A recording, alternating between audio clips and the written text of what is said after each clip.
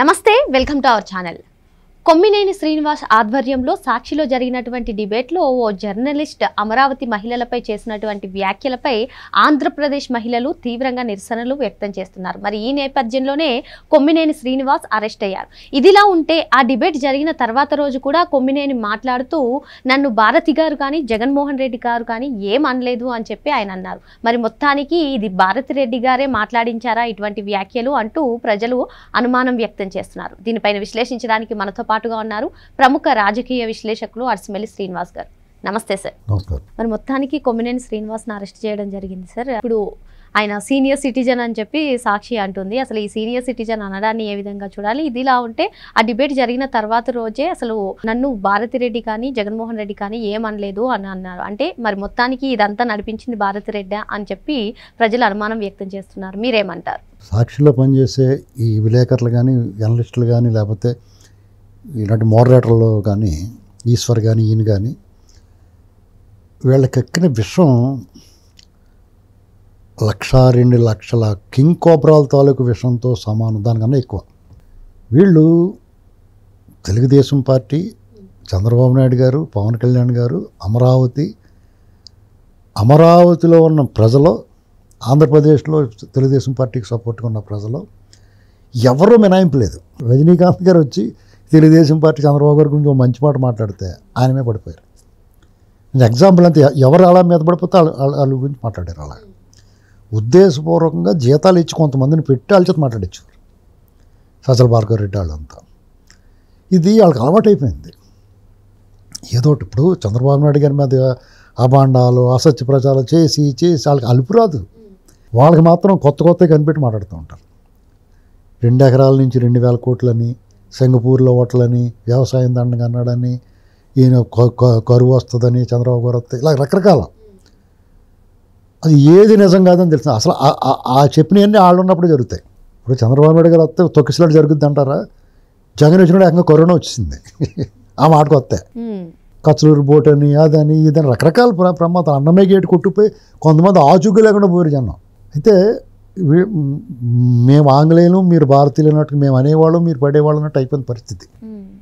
ఇక పరాకాష్ట ఏంటంటే వీళ్ళు ఎప్పటికీ కూడా అమరావతి మీద ఇప్పుడు వాళ్ళు కక్కినంత విషయం ఇంతకో అర్థం అవ్వట్లేదు. ఇప్పుడు ఒక ఆంధ్రప్రదేశ్ అండి, అక్కడ రాజధాని ఏర్పాటు చేసుకున్నారు, భూ సమీకరణ చేసి రైతులు భూములు ఇచ్చారు.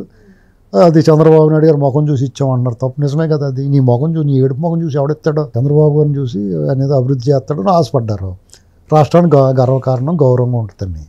దాని మీద ఎవరిని మడితే ఆయన తీసుకొని ఉండవెళ్ళారని కుమారని వాళ్ళని వీళ్ళని తెలకపల్లి రవి అమరావతి అని వీళ్ళు ఎంత నీచమానవులంటే ఒక రాష్ట్రం, రాజధాని, గౌరవము, ప్రజలు ఏమీ పరిగణలో తీసుకోలేదు.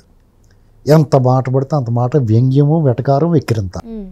వీళ్ళకి ఈపి చెట్లు కొట్టక వాళ్ళు అలా మాట్లాడారు. ఏంటంటే ముఖం పగిలిపోవాలి ఎవరికైనా మాట్లాడితే. నువ్వు సద్విమర్శ చేయి, విమర్శలో తీవ్రంగా చేయి, నిలదీసేయి, నిలబెట్టే, కడిగేయి ప్రభుత్వాన్ని. అది సహేతుకంగా ఉండాలి. వీళ్ళేమైనా అవినీతి చేస్తున్నారా? ఖచ్చితంగా మాట్లాడు. నువ్వు మాట్లాడు, మేము మాట్లాడతాం. వాళ్ళైనా అక్రమార్జన చేస్తున్నారా? ఖచ్చితంగా మాట్లాడాలి. లేకపోతే ఎమ్మెల్యేలు దారి తప్పి వ్యవహరిస్తున్నారా? ఏదన్నా మాట్లాడచ్చు. రాజకీయంగా ప్రజలకు ఉపయోగపడేలా, ప్రజల కోణంలో నువ్వేమన్నా మాట్లాడు. అంతేగాని సామూహికంగా ప్రజలందరినీ కించపరిచేలాగా ఒక ప్రాంతాన్ని టార్గెట్ చేసి వేలెత్తి చూపించి మాట్లాడితే నువ్వు మాట్లాడు. ఎప్పటి నుంచో మాట్లాడుతున్నావు. దానికి పరాకాష్ఠగా మాట్లాడారు మొన్న. దాని యాజమాన్యం వెంటనే ఖండించాలి. నువ్వు కూడా అప్పటికప్పుడు ఆ జర్నలిస్ట్ మాట్లాడుతుంటే ఆఫ్ చేయాలి, ఖండించాలి. అతని చేత ఆ మాట వెనక్కి తీసుకుంటున్నానని చెప్పించాలి. అది చెప్పించకపోగా అప్పుడు ఏమన్నాడు ఇతను, మేమే సోషల్ మీడియా పడితే ముద్దెట్టుకుంటారా? పడక మీ నోటికి వచ్చినప్పుడు ఈ ప్రభుత్వం అంటే వెనక ముందు చూస్తుంది. 72 గంటలైంది దీన్ని అరెస్ట్ చేయడానికి. సోషల్ మీడియా ఎందుకు ఊరుకుంటుంది? అప్పసాని రాజేష్ గారు దీన్ని ఎక్కువగా వైరల్ చేసి తీసుకొచ్చాడు లైన్లోకి.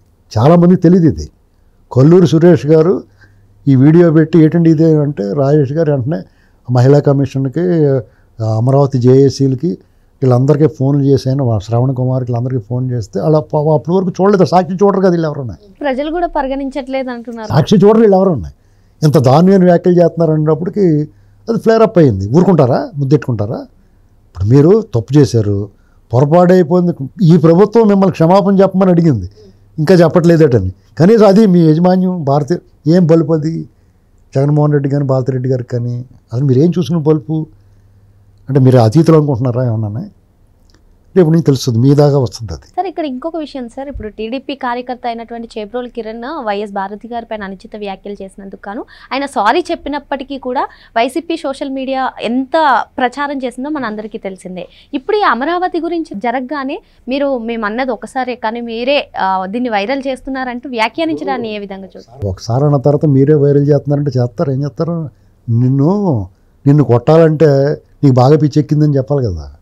తోలు మందం జనాలు ఉంటారు, చాలామందికి ఎక్కదాం, మీ అభిమానులకి ఎక్కదాం. మీరు ఎంత తప్పు చేశారనేటి వాళ్ళకి అర్థం అవ్వాలంటే పదే చెప్ప. ఒకసారి అనేసిన తర్వాత ఇంకేముంది? పడ్డవాడు ఎప్పుడు చెడ్డవాడు కాదు, మీరు అనేసారు, ఇక తోడైపోయాడో తేల్చుకోవాలి. అలాగ అనబట్టే నీకు ఇవాళ సీనియర్ సిటిజన్ మిత్రమా రుబ్బురోల పత్రమా ఇలాంటి మాటలు మాట్లాడుతున్నారా? సీనియర్ సిటిజన్ ఎవరిగా? చంద్రబాబు నాయుడు గారు సీనియర్ సిటిజన్ కాదా?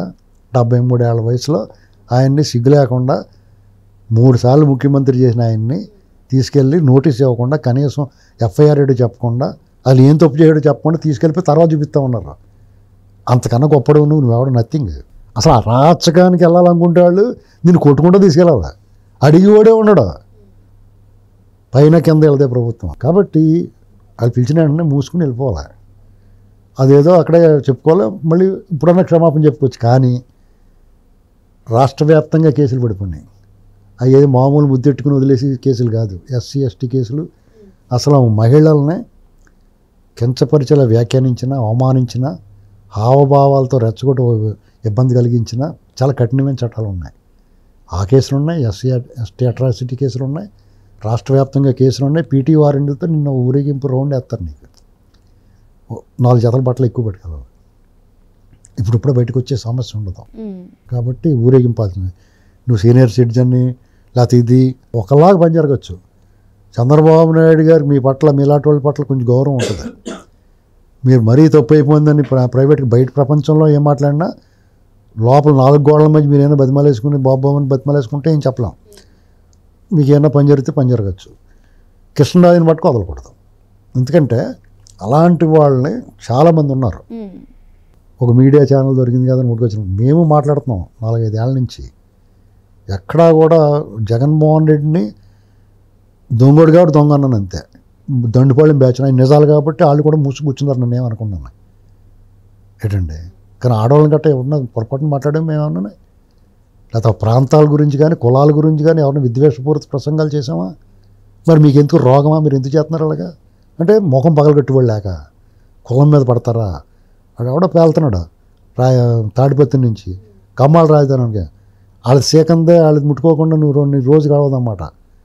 ఏంటి ఆ రోగం? అది అక్కడ కమ్మలు ఒకళ్ళే ఉన్నారా? అది బుద్ధి జ్ఞానం లేకుండా ఎడుతున్నారు ఏంటంటే. ఒక రాష్ట్రం రాజధాని మీద పడి ఆడటం నాకు అర్థం అవుతావు. నువ్వు రేపు పొద్దున్న నీవు అధికారంలోకి వస్తే మొన్నటిదాకా నువ్వు పరిపాలించింది అక్కడి నుంచే కదా. ఇప్పుడు ఆ రాజకీయ పార్టీ వాళ్ళని ఓడించాలని చూడాలి, కానీ ఆ ప్రాంతం మీద పడి ఎడితే ఏమవుతుంది?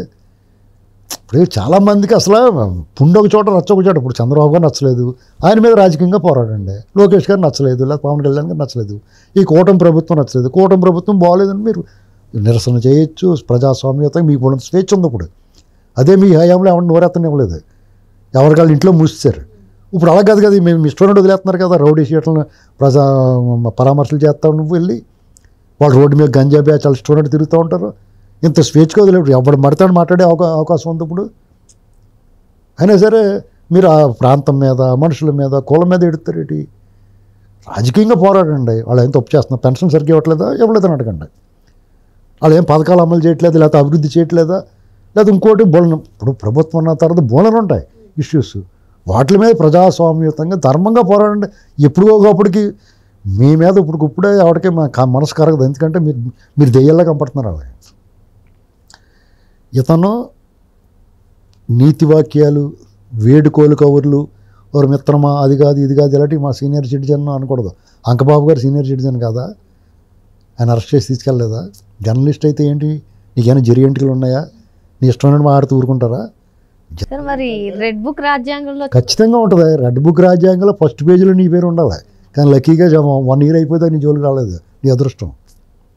అది ఆ ఛానల్ ముగించేయాలి. ఇంకా నడిపిస్తున్నారంటే మీరు లక్. అది మీరు మిస్యూజ్ చేసేసుకున్నారా? వీళ్ళ మంచితనాన్ని పద్ధతిని మీరు మిస్యూజ్ చేసుకున్నారా? అంతే కదండి. చందాకిలు జోలికి వెళ్ళలేదంటే వీళ్ళ వైఫల్యం కింద చెప్తాను నేను. అప్పుడే కొట్టేలు పట్టుకుని ఈ సెట్లు కొట్టేలు. ఈ అమ్మదొంగ సినిమాలో రౌండ్ వేస్తాడు జూనియర్ ఎన్టీఆర్ వరుసగా నిలబెట్టి అలాగే వేయాలి వీళ్ళందరికన్నా. అయినా సరే వాళ్ళు విలువలు పాటించారు, వాళ్ళు మర్యాదగా ఉన్నారు, ప్రజాస్వామ్యతంగా చట్టాన్ని తన పని తాను చేసుకొని ఇద్దాం అనుకుంటున్నారు. అయినా సరే మీరు నన్ను కొట్టండి అని ఎగురుతుంటే మీరు రెండు పీకుతారు. అంతే కదా, దాని వరకు తెచ్చుకున్నారు. కొమ్మినేని శ్రీనివాసరావు గారి మీద చాలా గౌరవం ఉండి చాలా నాకు కూడా. ఆయన శాస్త్రలో, ఆయన మాటలో విషం కక్కడం, వన్ సైడ్గా మాట్లాడడం ఇవన్నీ చూసిన తర్వాత నువ్వు వన్ సైడ్గా మాట్లాడితే కూడా ధర్మం వైపు మాట్లాడుంటే పర్లేదు. నువ్వు అప్పభావ నాటకాలు ఆడతావు. మొన్న ఎవరో లక్ష్మీపార్వతిని ఏదో అంటే, బాబోయ్ లక్ష్మీపార్వతి అనేసాను ఇప్పుడు నేను నోరు కడుక్కోవాలి. ఎవరో ఏదో అంటే పిచ్చి మాటలు మాట్లాడుకొని ఏదో అన్నావు. మరి నేను ఇతను మాట్లాడుతున్నప్పుడు అనొద్దా? ఆ హార్మోని పెట్టుకున్న విలువ లేదా వీళ్ళకి, ప్రజలకి? గుర్తుపెట్టుకో. నీకు అంతగానే తగిన శాస్తి జరగాల. నేను అరెస్ట్ చేసి మళ్ళీ అన్న వదిలేయటం కాదు, నీకు డోల్ డ్రమ్స్ అయిపోవాలి. మరో అంశంతో మళ్ళీ కలుద్దాం. Thank you sir.